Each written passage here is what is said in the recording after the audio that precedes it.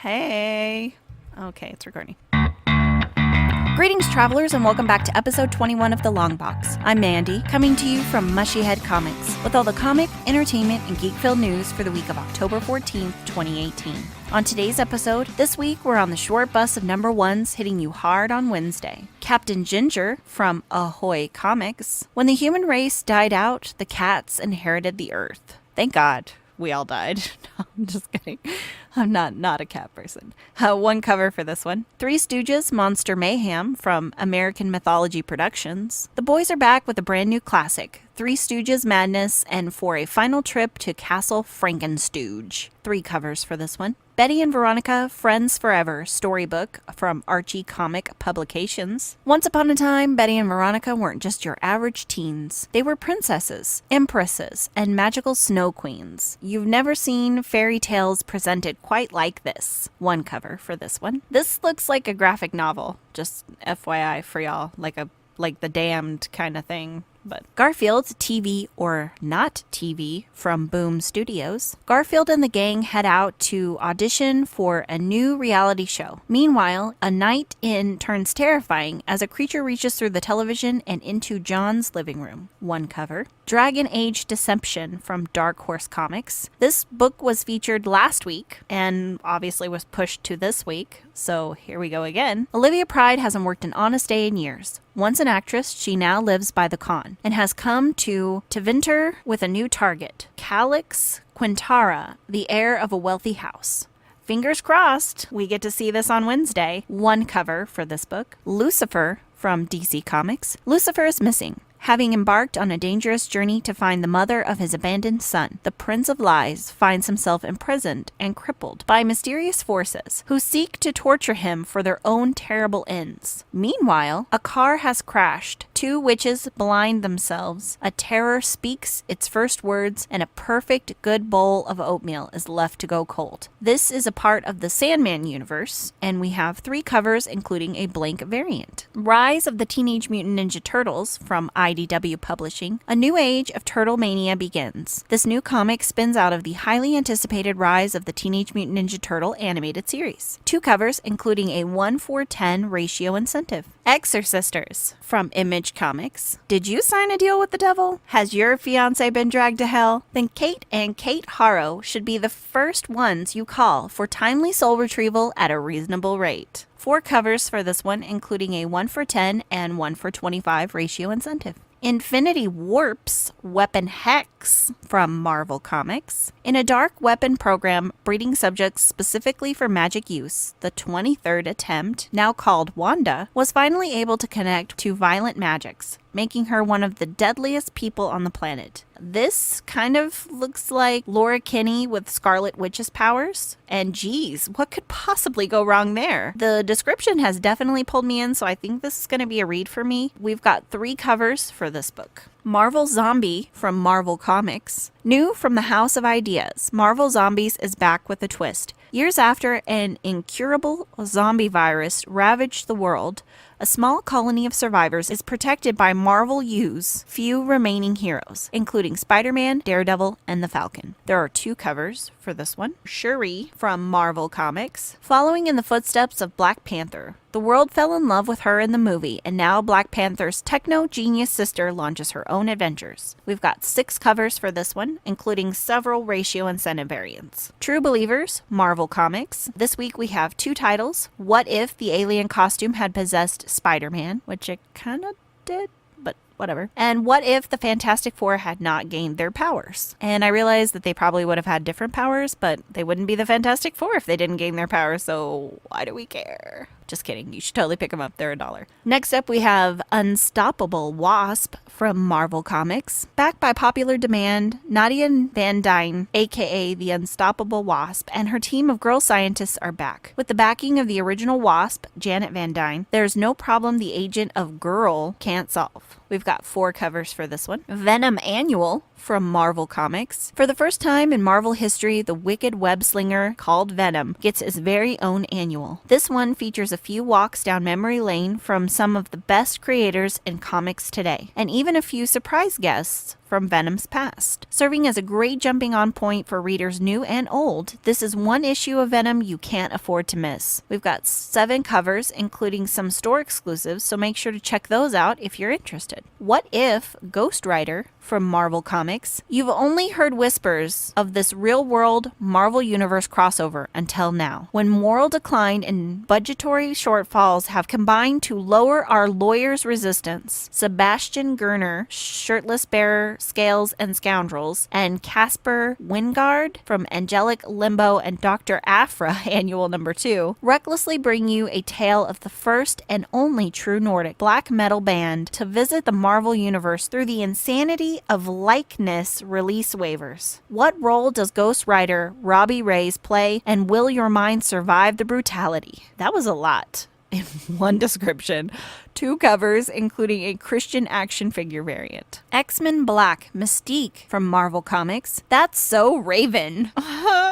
Jesus. What's a day in the life of Raven Darkholme, aka Mystique? Brutal kills, revenge-fueled chills, seductive thrills, and that's all before breakfast. We've got 3 covers with a Virgin variant of J. Scott Campbell cover. War of the Independence Man, Out of Time from Red Anvil. The mighty Titan finds himself whisked way into an alternate past. In this past live heroes of amazing powers and abilities. I've got 1 cover for this one. Source from Scout Comics. The Source is a story of Bennett Miller, a high school teacher in East St. Louis, who still lives with his grandmother. One day, Bennett is approached after his class by a mysterious old woman, Miss Putnam, who tells him that magic is real. 3 covers, including a 1 for 10 and 1 for 20 ratio variant incentive. You Can Try Again one-shot from Silver Sprocket, sentimental girl-oriented sci-fi adventures about clones, math, a gigantic fish, and an ambition in a future where AI do mostly everything. This is the debut long form from webcomics superstar Olivia Walsh. We've got 1 cover for this one. I don't know what's happening with my voice. Ogre, Source Point Press. A reclusive beast sits locked in a castle prison cell with a ghost of a corpse he's been chained to. And now he must decide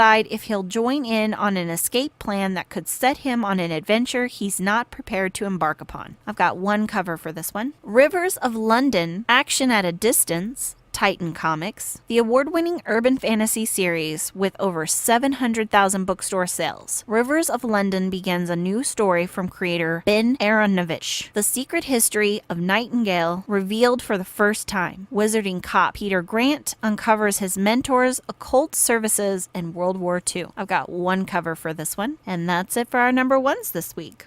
So, yeah. Next up, here's our short list of reads for this week. First up, I have Coyote number 7. Battles rage as the Victorious square off with Seth and his brothers. The questions arise about how redemption works in the city of lost girls. I've got 1 cover for this one. This is still a pretty good read, so I would recommend it to anybody, but I mean, it's totally up to you. It's basically about werewolves, I mean, if you think about it. So, I mean, you know, sci-fi, and it's an indie, so if you need something different. Justice League Dark number 4, The Witching Hour, Part 3. Everything the Justice League Dark thought they knew about Wonder Woman and Hecate has proven to be wrong, and the Parliament of Trees is about to pay the price. Hecate knows this world isn't strong enough to resist the other kind, so she's going to burn it down and replace it with a world of her own, starting with the Ancient Grove. I've got 2 covers for this one this week. I threw this one on here because I've been reading The Witching Hour, and I threw Wonder Woman, which was part 2, on last week, if you took my advice.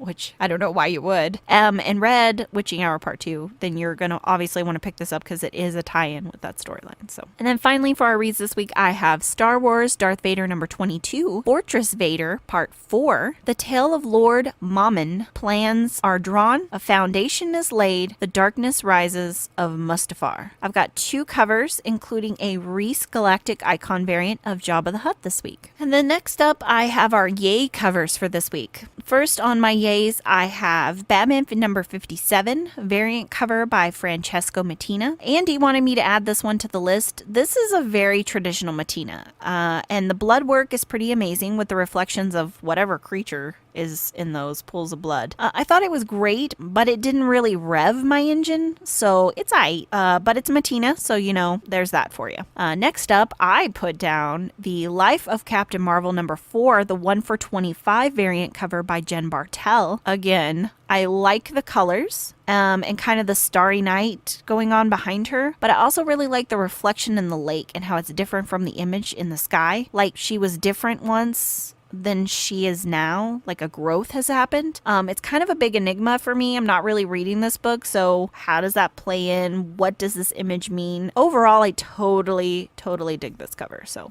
check that one out for you. Yeah. And then going on with that same theme, I added the Life of Captain Marvel #4 Battle Lines variant by Yoon Lee. The detail in this cover is freaking amazing. I love the colors. I love the background. I love all the flares and the finesse. Everyone that worked on this cover, from the artist to the inker to the colorist, should be very proud of their work. This is an immaculate cover. Probably one of the better Battle Lines covers that I've seen. So I'm really impressed. Then I put on Harley Quinn #52, cover A.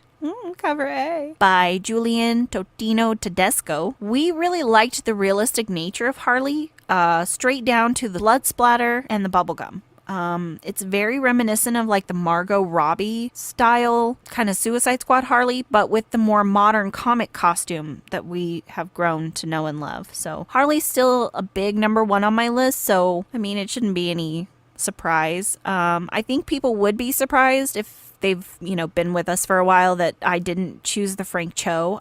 I like the Cho. I'm still a really huge fan of Cho. I just feel like his covers are getting a little more, like it's all the same to me. It doesn't feel different. He's not giving us anything really new. He's just kind of moving her into different positions. And I don't really like the white background cover thing. I don't know why DC's still doing that, but I'm sure it saves money on printers.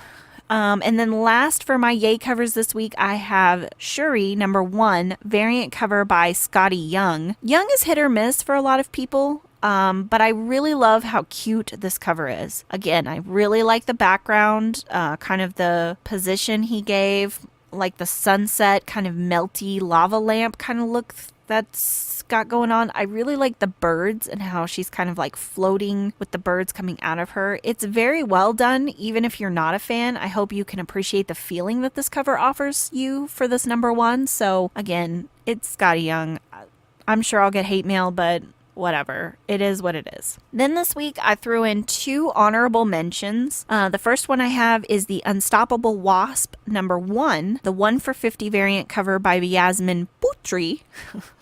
I just like saying her name like that. I like the watercolor feel and the attention to detail in her profile image. It feels very androgynous. Like really it could be anybody, like male, female. I mean, you could insert anybody in this kind of situation. But overall, it's an all right cover. I just really like it. I like the flowers. It kind of looks like she's maybe miniaturized and she's in a bed of flowers. I don't know. That's what I got from it. So take it as you will. And then my next and final honorable mention is the Justice League #10 variant cover by Jim Lee. I sort of felt like if I didn't mention Jim Lee here, somebody was probably going to murder me in my sleep. Like he's freaking DC legend. So there is also a 1/25 pencil incentive for this same cover as well, if you are at all interested. And then an oldie but goodie making a comeback this week is the No Thank You covers. This week I present to you the Teen Titans #23 variant cover by Alex Gardner. Now hold up, hear me out. I don't dislike this cover to the point that I want to burn every copy for sale, but what is happening here, people? Like, Robin is so overly anime, which is not normally something I dislike, and I guess I just don't understand what is happening with his face. Like, is he taking a poop? Is he in pain? Is he angry? Is he trying to say something to me here? Like, I don't fully understand. There's just something that makes me want to say no thank you to this cover. So I decided to bring it back because I just really didn't get this cover at all. And I guess that's it for me on comics this week. Be sure to tell me everything I suck at. And obviously, because I'm about to do what Limp Bizkit did to music in the late 90s, there will be links to check out all the books, including variants and exclusives, on our website.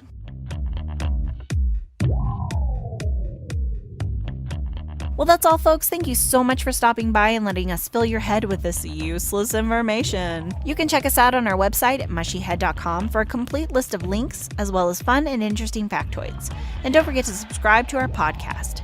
Until next week, I learned a long time ago that worrying is like a rocking chair. It gives you something to do, but it doesn't really get you anywhere.